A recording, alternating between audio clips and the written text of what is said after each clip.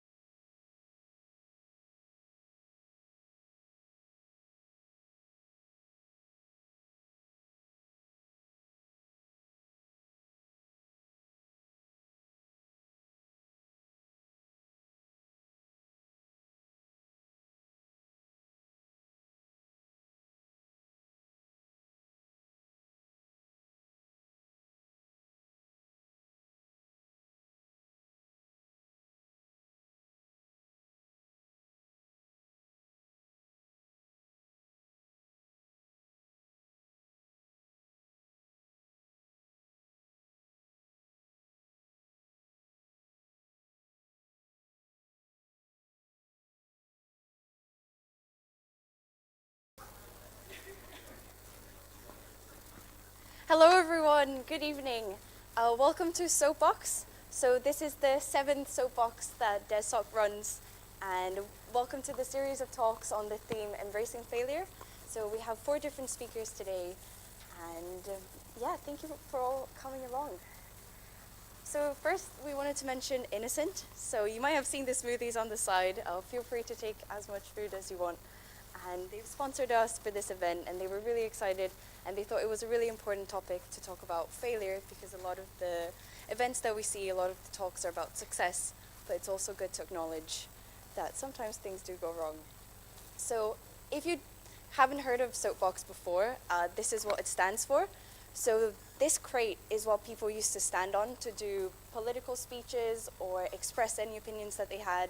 So they would just stand up on this crate and just give a talk. So that's the origin of the name, as a fun fact. And the theme came from this book that I read. I would really recommend reading Iterate, so 10 Lessons in Design and Failure. And they have some really good illustrations, and they talk about technical terms of iteration and design processes. And they illustrate how different types of iteration occur, so the logical steps, the abstract, and how different creative people embrace failure in different ways. So they have some interesting case studies on people that do podcasts, people that work in agriculture, musicians, all different creatives that embrace this topic. So our first speaker today is Elena. She's from Koala, and she'll introduce us to the company and the work she's done and her journey. So let's give it a round of applause to Elena. Hello. Hi guys, thanks for having me. So my name's Eleanor, and I work for a company called Koala, and we're a startup, so we're about 2.5 years old. Obviously as a startup, we've not had our journey without our fair share of failures, so this is actually a really interesting topic to speak about. So basically at Koala, we make prosthetics for people with limb differences. We aim to make them comfortable, affordable, and most of all, accessible. And as I said, I started about 2.5 years ago, where there are about 4 of us in the company. We've now grown to a team of about 20 or so. There's some of us here. And actually, the very first failure came right before the company started that actually just catapulted the whole company.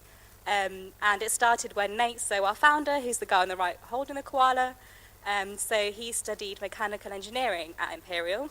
And basically, he still is, obsessed with Iron Man, and he wanted to make this kind of Iron Man hand for people who didn't have limbs.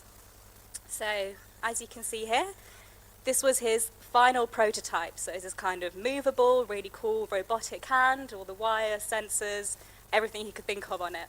And he was lucky enough to work with a guy called Alex Lewis, who we still work with today, actually.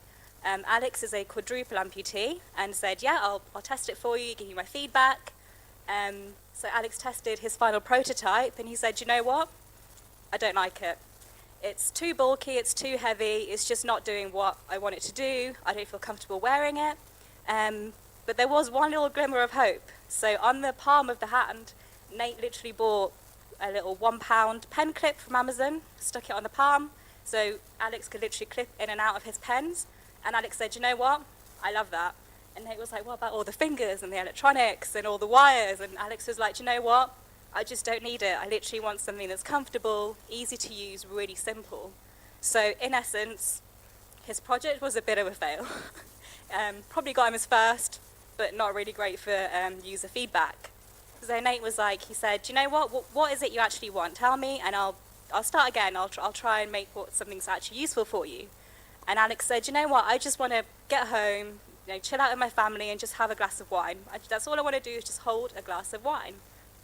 So Nate's next prototype was much more of a success. It's quite light in here, I don't know if you can see that.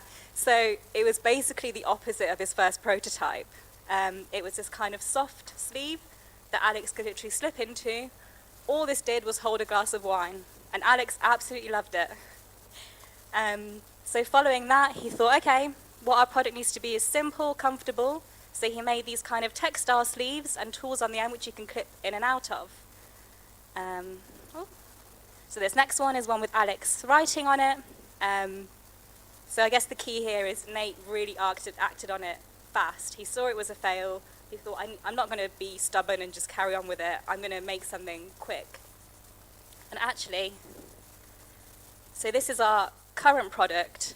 You can see the massive difference from what Nate thought people wanted and what people actually wanted.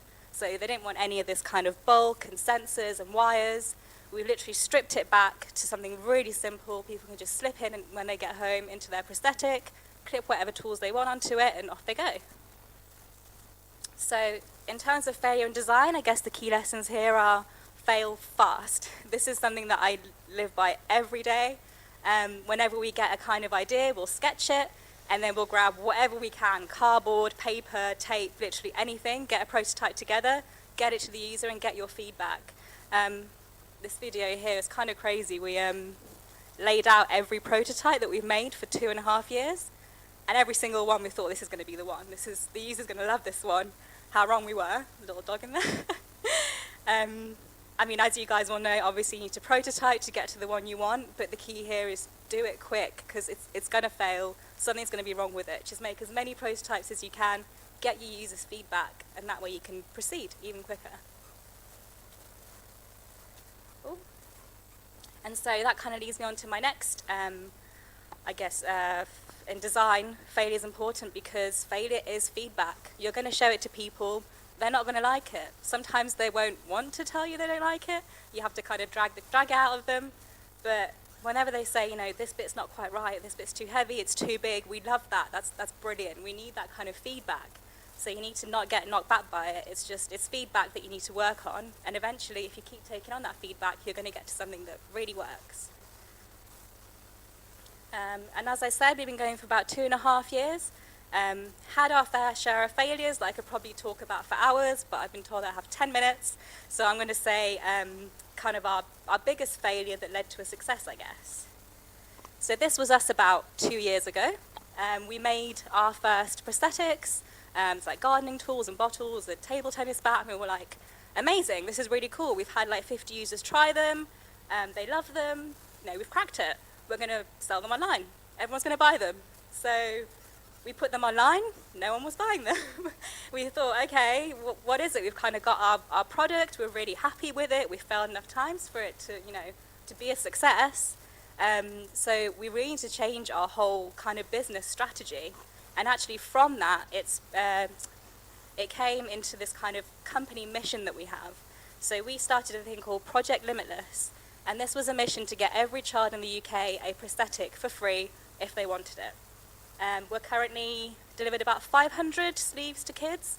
It's a donation-based project, and it's enabled us to let kids be kids, basically. We don't want to sell prosthetics. We want kids to have fun, enjoy them, and not feel like they can't do something.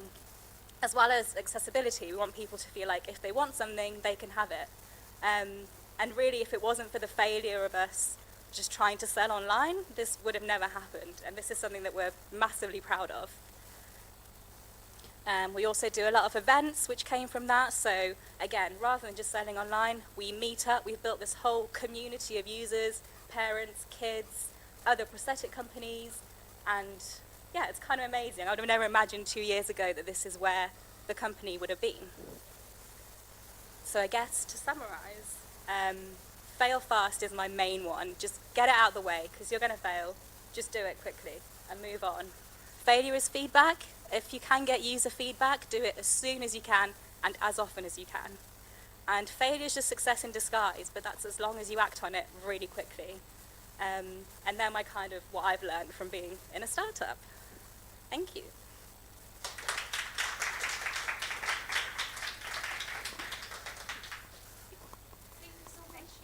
That was great. It was really interesting here. Yes, Everyone, questions. It was really interesting about your prototyping stages as well, because second years we're doing Gizmo at the moment, which is our electronics project, and that hand really looks like a lot of people's project, and sometimes it's disheartening seeing that it fails. But Yeah, it's a I nice. think as a designer you can get really kind of bogged down on something, and you always like run with your first idea and think, you know, I'm going to change this tolerance and this billet and everything, and then you really just look at the bigger picture and think, hang on, let me test the actual idea first, and then I'll get bogged down in details. Does anyone have any questions for Elena?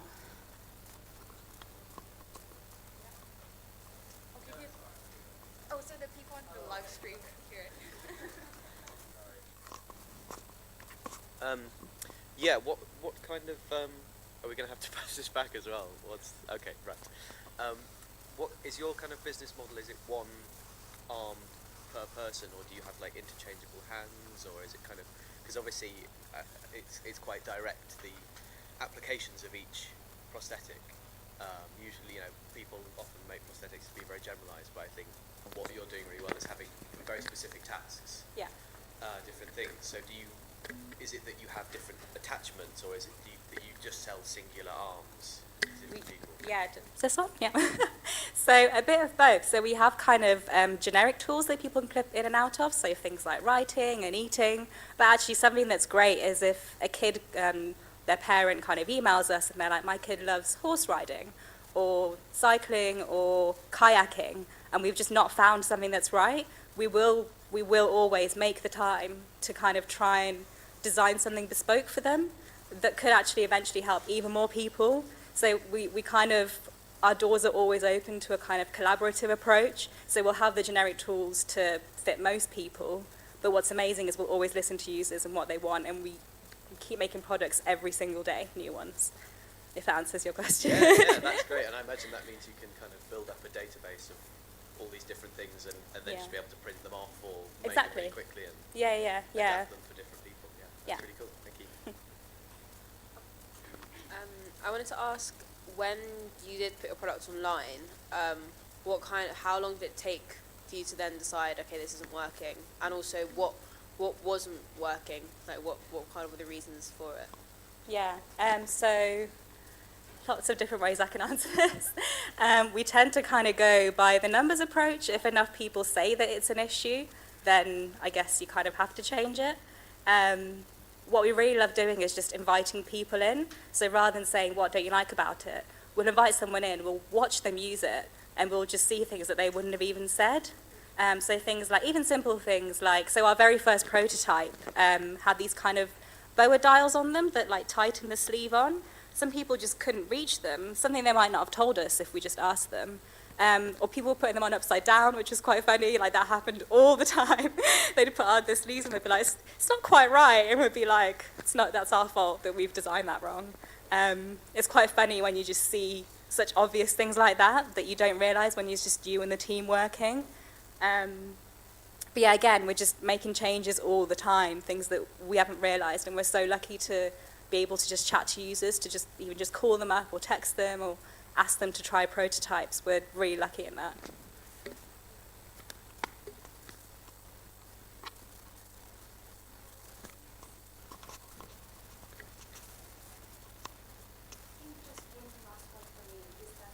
How would you say the best way to get honest feedback from people? It's tricky. Yeah, it is a tricky one because people don't like to be critical. It's particularly with, say, Project Limitless, when their children are getting things for free and they feel like they kind of have to use it, but they really don't. Like we don't push things on people. And I think, like I mentioned earlier, just watching people use it. So rather than asking them, just be like, oh, can you make a cup of tea, or just unpackage it and put it on, or just watch, just really observe. Spend the whole day with them if you need to. Just really, observe what they're doing as opposed to saying, what don't you like about it, would be my advice. If no one has any other questions, we'll just thank Eleanor once again. Thank you so Thank much. you. And up next we have Anusha with The Art of Failing Well.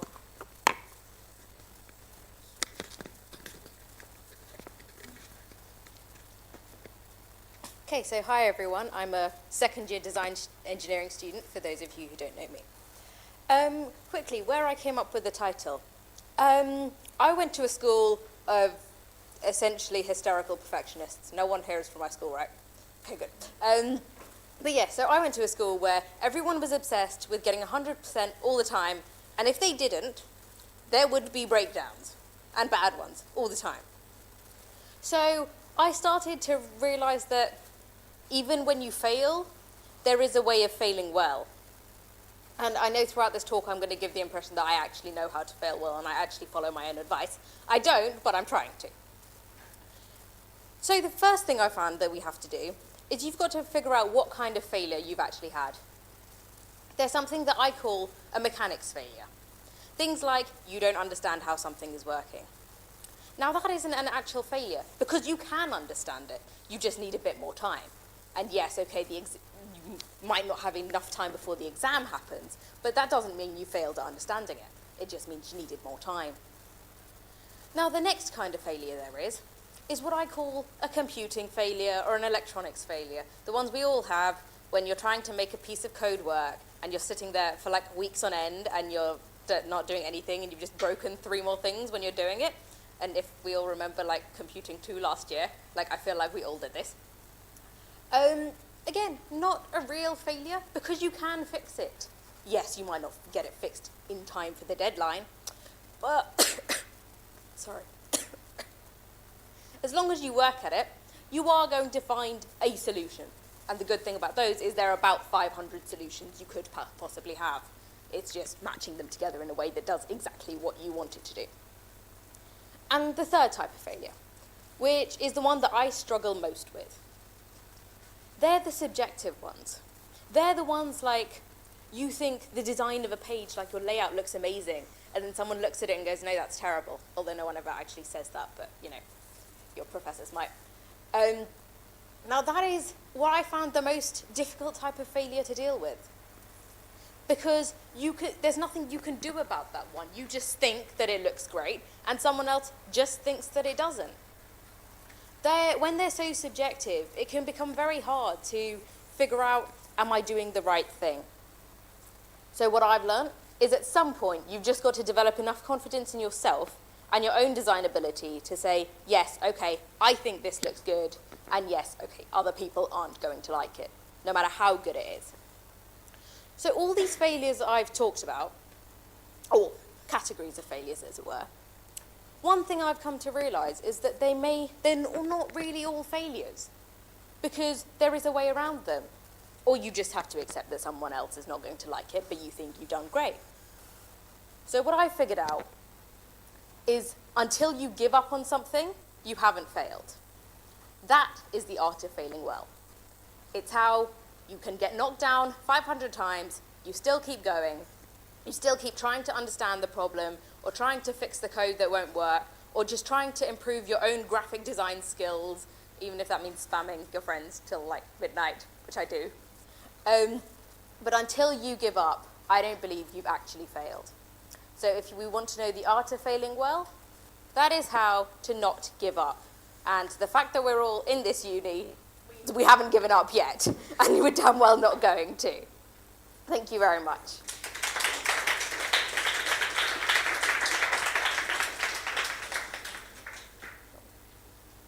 Thank you, Anusha. That was very inspiring. Does anyone have any thoughts, comments, any questions? So the first, polemical question is, Yes. Do you think failure should be taught in schools or maybe at university? Do you think people... I don't know if it's a way to teach failure, really. As in, the only way you're going to learn failure is just by failing. And we've all chosen a career path where if we are going to fail, and if you don't fail, your projects are so boring that you fail anyway. So we're all going to fail some way or another. So the only way I think you really learn how to fail is if you do it often enough. That's what I got told, actually, when I was quite upset after not getting a good grade. Someone just said to me, just fail a few more times and it won't matter when you fail again. So I was like, okay. So I don't know if you can really teach it rather than just fail a bit.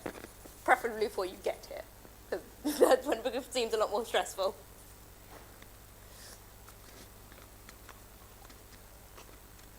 Cool, yeah. Any other questions?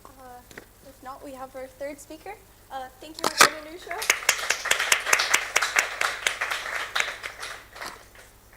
And now we have Oliver with A Narrow Slice of Reality. Hello. It's very nice to be speaking in front of actual people, which is refreshing. So I was asked last night if I wanted to speak, to which I replied, what could possibly go wrong? So let's give it a go. I want to try and lay out a case that what we see, technically, is a tiny, tiny amount of the reality that's actually there. And I'm going to try and make that a failure. So, hiya. I brought a prop, very topical.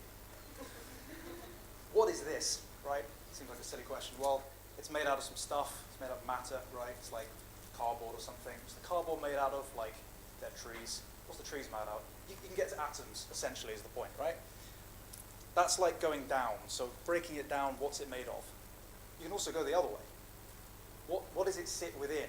Like, what's its meaning, what's its purpose? Well, it's a thing that, it's a drink, basically. It's a thing that, if I'm thirsty, I will go to this and drink it, right? That seems silly in a way, but that also sits within, well, why would I want to drink? Or maybe so I don't die. That's a good reason. Why don't I want to die? So I want to do something useful and meaningful with my life. Hey, that's a pretty good goal. We can achieve that. So one way in which this is more than you think it is you can subdivide it almost indefinitely. You can keep going and keep going. So like, is this one thing? Well, maybe, but it's also maybe like a billion things. So what makes it one thing? Well, I think what makes it one thing is its value, is its purpose. So how do we determine its value? I think there's two elements to that. There's the value you can't control in some way. That might be your conscience. And you know if you're aiming at something, you're trying to achieve something genuinely difficult, and you miss the mark, you fail, you come in under the bar, right? There's something about that you can't help but think, I didn't do that right, I didn't do that properly. It's almost not you in a sense, it's something else that's saying, you set this bar for yourself, you aimed at it, you missed, and that has an impact on you. You can't control that.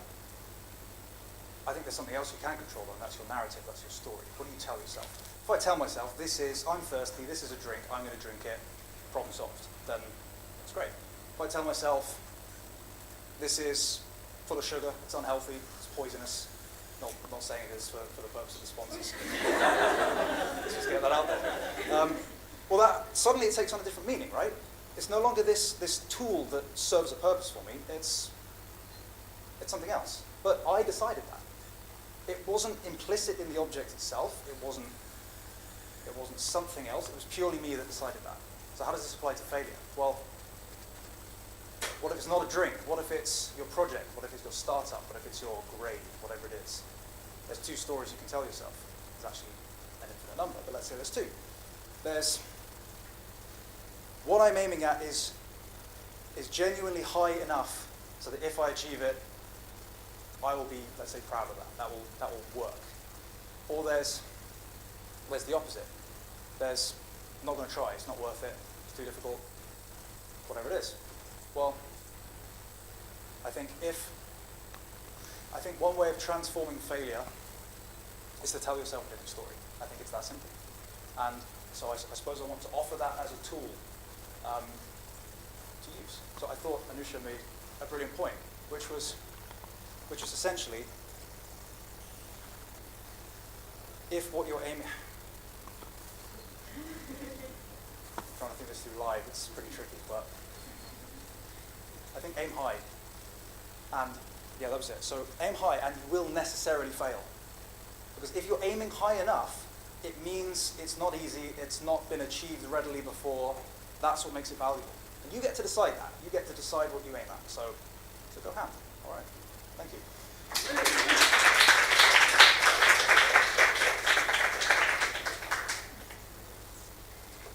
Thank you, Oliver. That was great. And I love how the two talks blend into one another. Any questions for Oliver?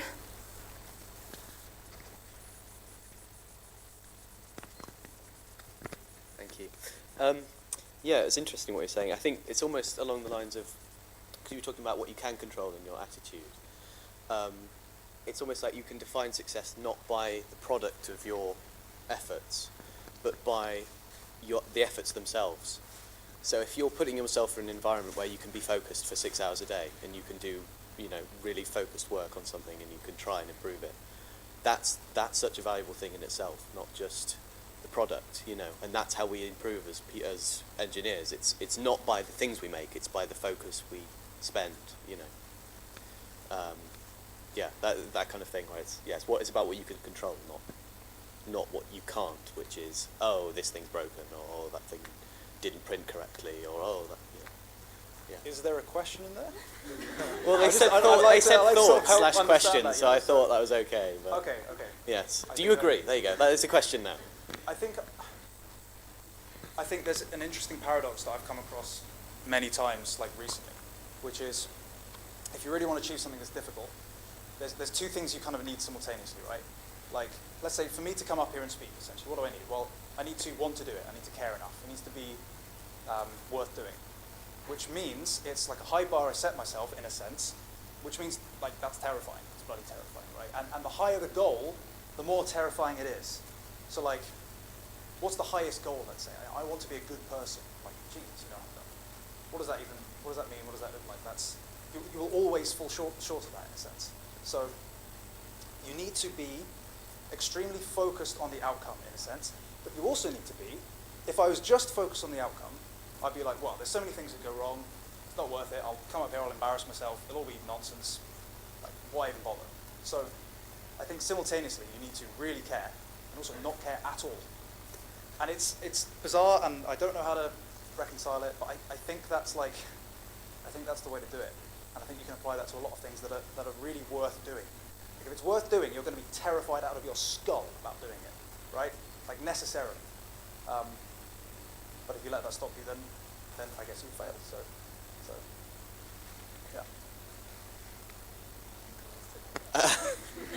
yeah. Yeah. Yeah. Well, I guess. I mean, I kind of almost agree with that, but I feel like it's more about. I'm very focused on the process itself,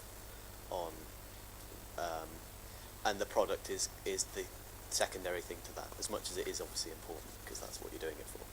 But if you can improve your process, then you can improve your product, and you can make more things, and you can make them faster, and you can do so many more things by focusing on the journey. It's all about the journey. People say that, don't they?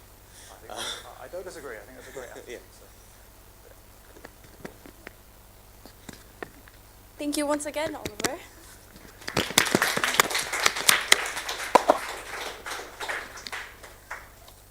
And for our last speaker, we have Maddie with Becoming Grittier.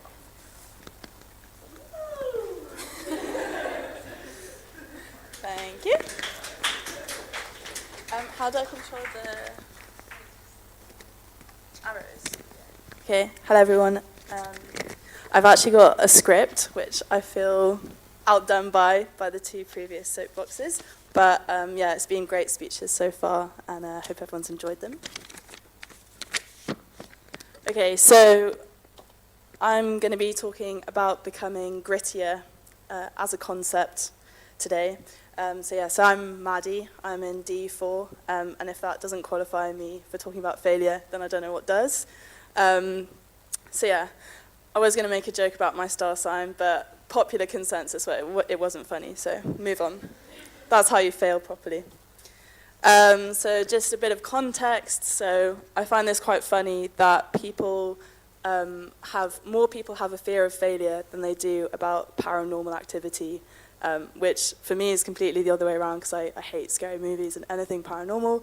But I think it is a big thing that people suffer from, and I think it does stop people doing stuff that they want to because they're afraid of starting it in the first place.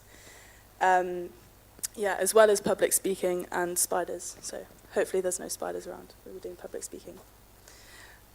So we've all seen this slide, I guess, before. Some famous people who failed in their life, overcame it, and then to great success. So starting from left, Albert Einstein, he was mentally slow at school. That was put on his transcript. Imagine kind of graduating Des Eng and then having that put on your transcript would be be pretty bad. Oprah Winfrey, she got fired from an early job as a television presenter because she got told she was rubbish and she couldn't interview people properly. Look where she is now.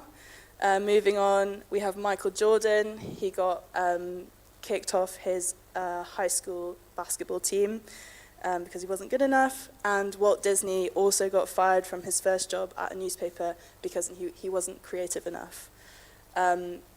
So these are all people who've experienced failure and have managed to overcome it.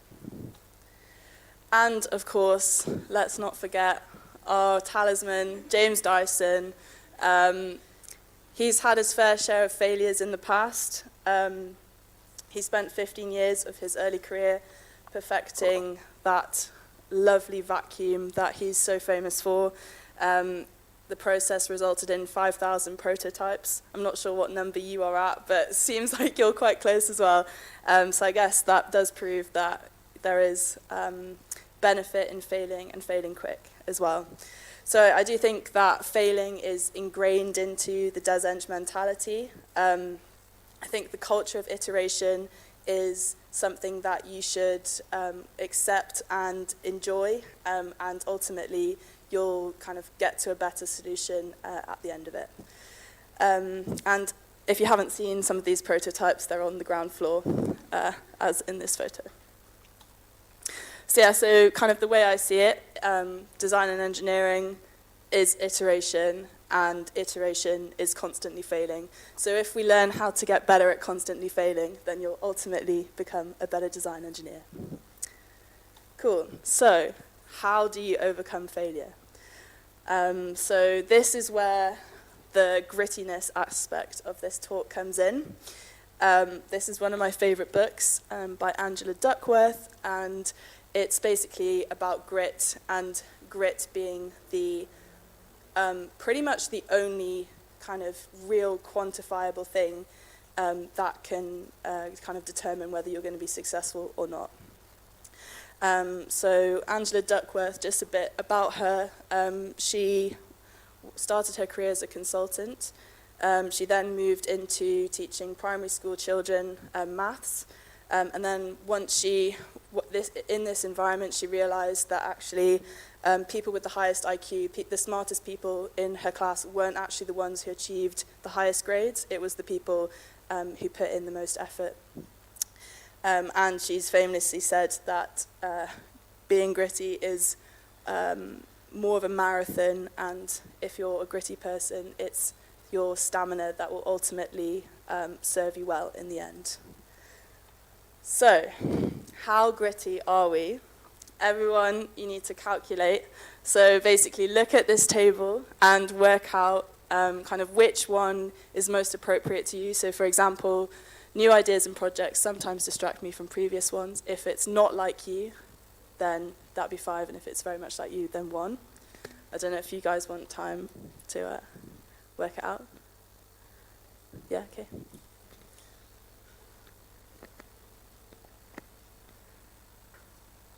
Yeah, maybe taking a photo of it's a good idea, actually.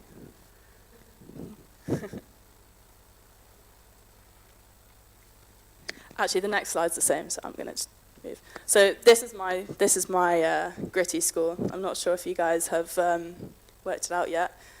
So basically, if you sum your score divide by 5. So basically, take an average of your scores. So yeah, no shame if you need a calculator as well, because I did need a calculator. Has everyone worked out their scores?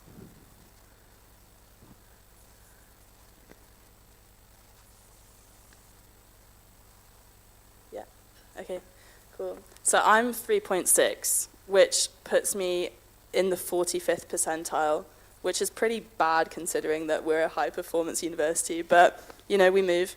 So this is this grit scale. Did anyone get more than 50%, by the way? Meg, did you? You're quite gritty, to be fair. So yeah, so this was a scale that was devised. What?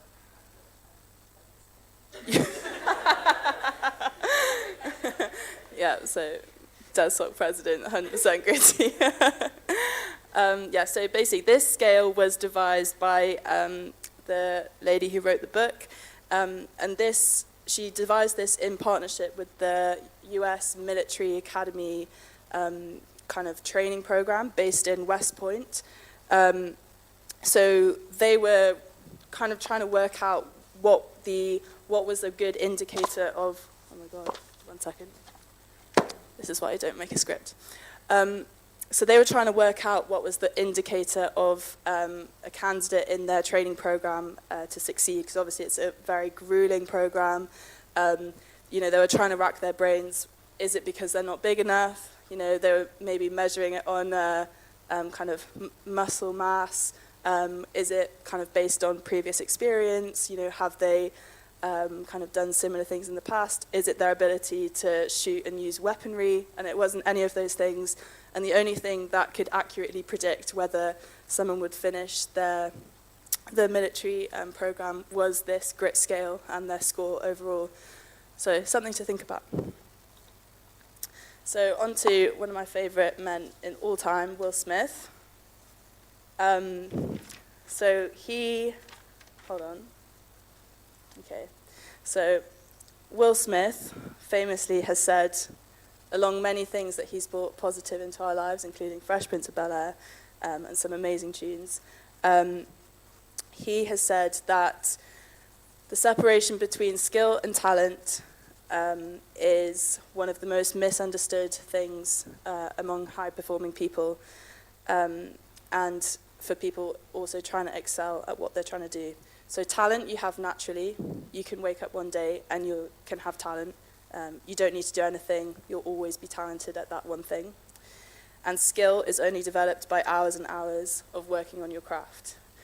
So what Angela Duckworth has done is basically kind of created these equations. We're all engineers here, so we love an equation. Talent times effort is what gives you a skill. So you can be born with a natural talent and put effort in, and that will become a skill. You'll then take your skill and add effort again, and that will become achievement, and you'll be successful in that. And so you can see that effort counts twice, and you need sustained effort and perseverance to become successful. And at the bottom, this is my input into the world of psychology, but I think grit is effort squared. But I'm willing to argue that. So on a final note, anyone who knows me knows I love rugby. One of the grittiest teams I know of, the New Zealand Rugby team. So the All Blacks, they're undefeated in 75% of their games over the past 100 years. And this is particularly impressive considering that New Zealand has a 5 million population, just over. And the way that they kind of achieve this success is they have really kind of well-defined mantras and kind of motivations that they live by.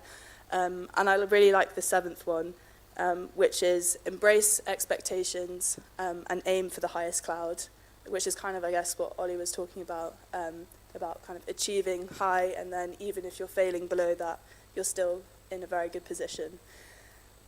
So, of course, the higher the goal, the greater the risk of failure.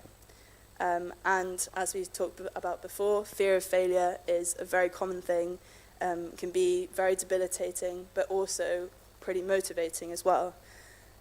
So the All Blacks are taught to embrace their fear, embrace the fear of failure, and really cleverly use it as a motivation for an even greater performance. So here on the slide are some things that I suggest if you're looking to add grit into your life. Shameless plug, but I think everyone should do a team sport. Controversial opinion. But join a team, group, or enterprise where you're exposed constantly to failure. So kind of similar to what Anusha said about being in an environment where failing often is just common, so that you know that it's okay to fail and it'll get better, and the next time round you'll have a better chance at succeeding. Work out what motivates you and align those with your talents. So again, what kind of Angela Duckworth saying about talent and effort being the most important thing. It's easy to put effort into something that you're motivated by. And finally, reading and running. I came across this actually today when I was researching a bit. Another Will Smith gem, what a legend. He said the only 2 things in life you need is to be able to read and to be able to run. Because when you run, you're constantly talking to the little person in your head, saying, stop running, this is really hard. And by running, you're constantly overcoming that kind of option of failure all the time, and that can be applied in all walks of life.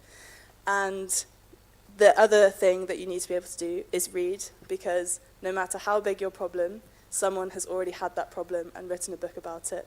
And it will save you a lot of time if you can read about it instead of experiencing it. So yeah, with that is the end of the talk. I hope you enjoyed it.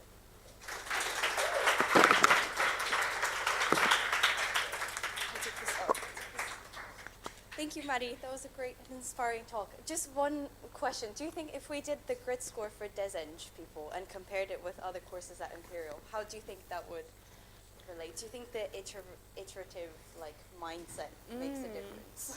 That would be quite interesting. I think you'd have to hypothesize and do a proper study of that. But I know I'd put my money on who would be more gritty. That would be Des Eng. Yeah. Any questions for Maddie?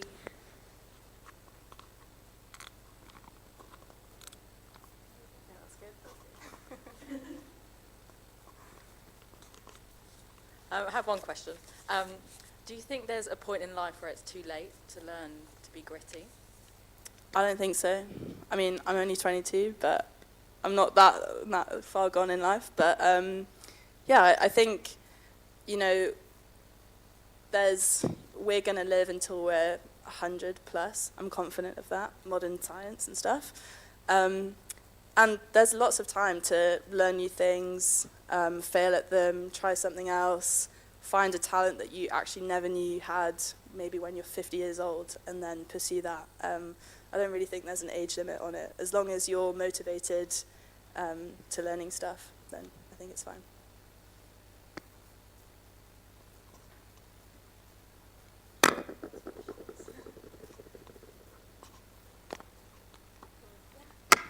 Thank you so much, Maddie.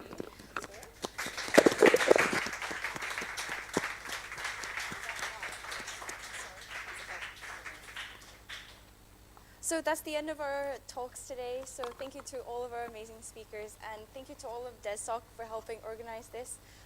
Martin, I think he's still here. He did all of the insane graphics.